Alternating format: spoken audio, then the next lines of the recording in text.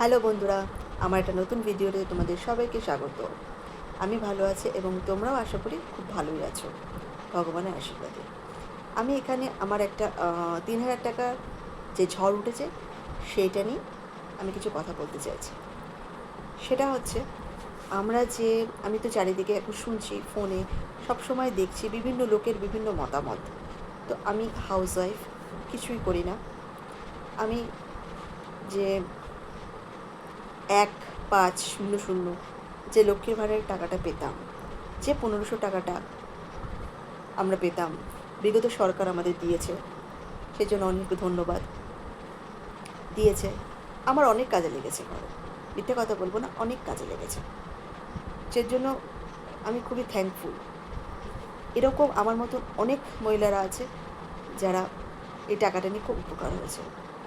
তবে এখন সরকার এসে যে ৩,০০০ টাকার জন্য যে ১২ পৃষ্ঠার যে ফর্ম বলছে, যে ১২টা পাতা আছে, আমার শুনে হাসিই পাচ্ছে। যাই হোক, হাসি লাগছে, আমার হাসি পাচ্ছে যে সবাই রেগে যাচ্ছে, সবাই হচ্ছে। আমার বেসিক্যালি সত্যি কথা বলতে আমার একটুও রাগ হচ্ছে না। আমি ১৫০০ টাকা পাইনি, ৩,০০০ টাকা পাবো কি না জানি না। আমি তো সেই দিনকে ভিডিও ছেড়েছি, আমি গেছি, আমাদের কাগজ ভেরিফিকেশন হয়েছে, আমি গেছি, আমার ওকে হয়েছে, সব কিছু হয়েছে। তারপর শুনছি আবার এই নতুন নিয়মটা, অনেক অনেক নিয়ম রয়েছে যেখানে আমাদেরকে দেখাতে হবে। সেটা কি আমাদের গার্জেন মানে আমাদের হাজব্যান্ডদের কি, আমার হাজব্যান্ডের কি আছে না আছে, সব কিছু জমা দিতে হবে, পার্টিকুলার সব কিছু সরকার দেখে তবে ৩,০০০ টাকা দেওয়া হয়।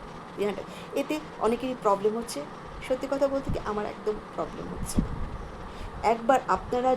একবার একটু নিজের মনকে প্রশ্ন করুন। আমরা ১৫০০ টাকা বা ৩,০০০ টাকাটা পাচ্ছি, আমাদের স্বার্থটা পূর্ণ হচ্ছে, আমাদের স্বার্থে সে টাকাটা লাগছে, তাই তো?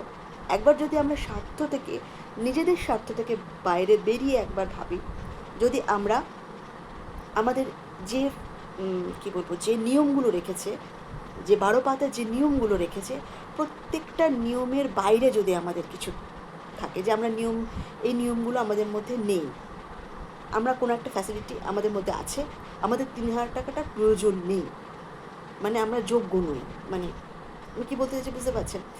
এই এই যে ফর্ম ফিল আপটা আমাদের করতে হবে, কোনো একটা নিয়ম আমাদের সাথে মিলছে না, ঠিক আছে? আমরা যদি না পাই, তাকে সত্যি আমাদের খুব লস হয়ে যাবে, খুব লস হয়ে যাবে, বলুন তো, খুব লস হয়ে যাবে না? একবার নিজের মনকে প্রশ্ন করুন। এই ভাতাটা সরকার দিচ্ছিল, আগে দিয়েছে, এখন যে দেওয়ার যে প্রসেসটা চলছে সেটা কাদের জন্য? একেবারেই গরিব, যাদের সত্যিই দরকার, যাদের সত্যিই দরকার, যাদের দরকার নেই। আমাদের দরকার আছে, কিন্তু আমাদের দরকার আছে এটা আমি বলতে পারি না, এটা আমি বলতে পারি না। ১৫০০ টাকাটা আমার বাচ্চার খাওয়া বা আমার হাজব্যান্ডের খাওয়া বা কোনো কিছু, মানে খেতে পাচ্ছি এরকমটা না। নিজের কিছু যোগ্যতা আছে, হাজব্যান্ড কিছু করে চলে যাচ্ছে, এই ভাতাটা মানে যেটা দেবে সেটা মুমূর্ষ মানুষদের, যাদের সত্যি কিছু, কোনো দিক দিয়ে কোনো কিছু করার নেই, তাদেরকে এইটা দেওয়া হচ্ছে, তাদেরকে। এবং এর জন্য এটা আমাদের বুঝতে হবে, এটা সবথেকে আগে এখানে বিবেককে আমাদের জিজ্ঞেস করতে হবে। সবাই খেতে না পারলে বিবেক, খেতে না পারলে বিবেক, ঠিক কথা, সেটা তাদের জন্য নয় যারা সত্যি খেতে পাচ্ছে না। কিন্তু অনেককেই আমরা দেখছি অনেক রকম কথা বলছে, অনেক কিছু বলছে, সরকারকে বলছে, একদম, আমি সেটা আমার কোনো প্রবলেম নেই, সরকারকে বলতেই পারে, বাট সরকারের কথা আমি বলছি না। সরকার যে নিয়মটা করেছে, সেটা কী নিয়ম করেছে, কেন করেছে, সেটারা আপনার আগে বোঝার চেষ্টা করুন। আমাদের না হলেও চলবে, আমি তো পেতাম ১৫০০ টাকা, আমি তো পেতাম। চলে গেলে অসুবিধা হবে, কী অসুবিধা হবে? শখের জিনিস কিনতে পারবো না, এটা কিনতে পারবো না, ওটা কিন্তু হাজবেন্ডকে একটু টাকা দিয়ে সাহায্য করতে পারবো না, এগুলোই তো।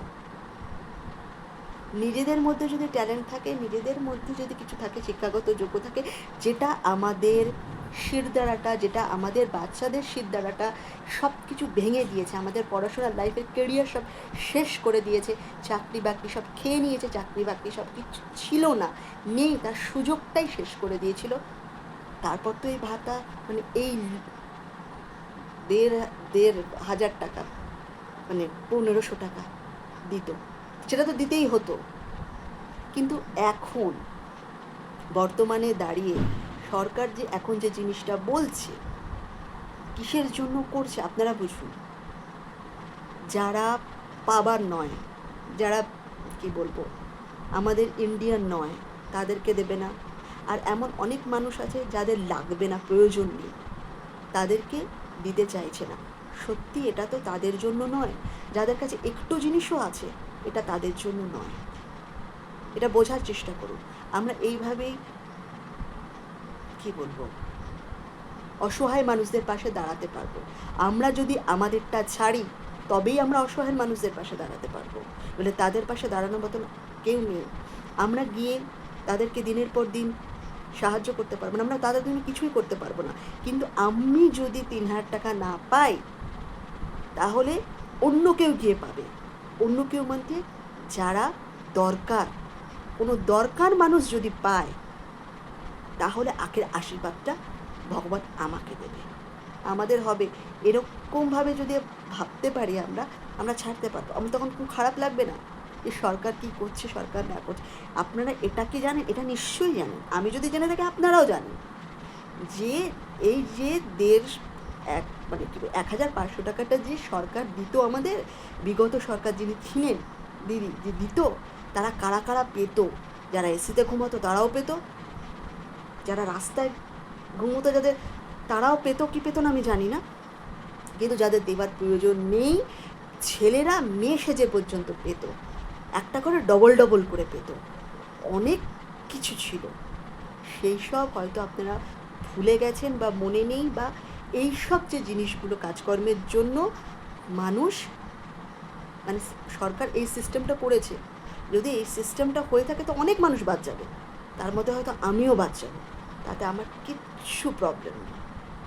আমার টাকাটা একজন প্রয়োজন মানুষ পাবে 3000 টাকার, তারা দুমুঠো তুলতে পারবে মুখে ভাত। এটা একটু ভাববেন। আমি কোনো সরকারের হয়ে কথা বলছি না, কেন এই সরকার যদি ভুল করে, আমাদের কাছে শক্তি আছে, আমাদের কাছে সেই রাইট আছে যে 5 বছর পর আমরা এটাকে আসন থেকে টেনে নিচে নামাবো। সেই রাইট আমাদের হাতেই আছে। যেমন এই সরকারকে নামিয়েছি, সেরকম ওই সরকারকেও নামাবো যদি ওই সরকার করে কিছু। কিন্তু আপাতত এখনও তো কিছু করেনি। বোঝার চেষ্টা করুন এই সরকার ক্ষমতায় এসে কেন এগুলো করছে, চারিদিকে যেসব জিনিসগুলো আরম্ভ হয়েছে কেন করছে, কিসের জন্য করছে, ভেতর থেকে বোঝার চেষ্টা করুন।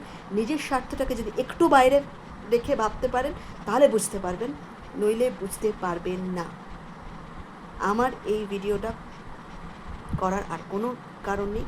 এত ভেতরের মধ্যে হচ্ছিল যে যদি আপনাদের সাথে একটু কথা বলতে পারি, যদি আপনাদেরকে একটু বলতে পারি যে কেন নিজেদেরকে যদি একটু স্বার্থত্যাগ করতে পারি, আসল মানুষ করে পাবে।